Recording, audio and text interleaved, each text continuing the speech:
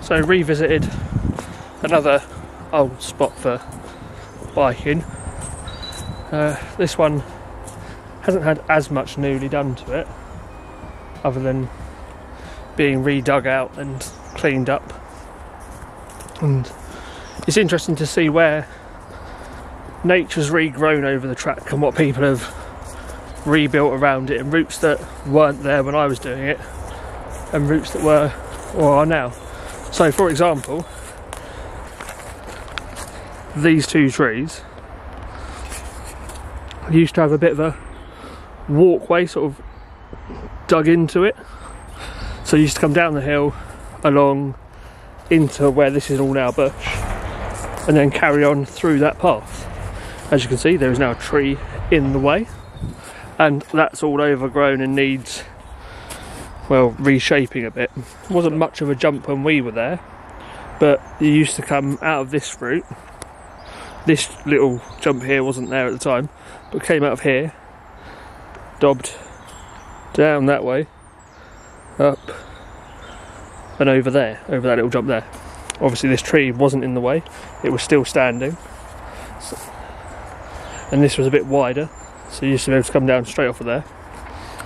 But it's interesting they've built this little jump ramp, so you can either go back up one side of the tree, or if you sort of edge it off, you can go down and finish off that route. This little sort of side entrance off of that main hill bit used to not have that little jump. Again, you used to just come around where this step bit is, you used to just carry on through there. So it's nice to see a little jump that you can either now go left and down here, which I don't know if you can see that ridge just there. It's just there, it used to be a bit deeper, and you used to come off and sort of bunker jump down to where this was a bit less full, where it's rained and slid down over the years, and carry on down and off that ramp over there. So, on another point,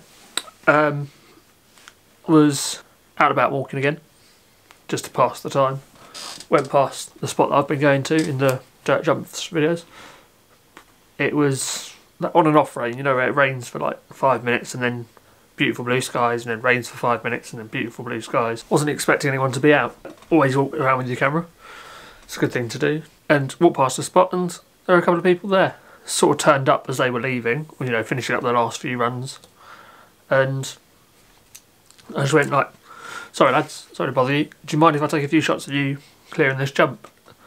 Looked a bit, you know, who are you, what do you want, sort of thing. And I think that's where the confidence bit comes in. You know, saying, hi, sorry to bother you, didn't take any confidence at all. You know, you just open your mouth and let the words come out. Asking to take their photograph is the bit that needs confidence, and a bit of, you know, hi, this is what I'm here for. And then dealing with their questions is the next thing. You should be clear about what you were doing. So I just asked, do you mind if I take some shots of you doing the jump? I was like, I can email you them afterwards, you know. And I also said, if you're busy or you don't want them, it's fine.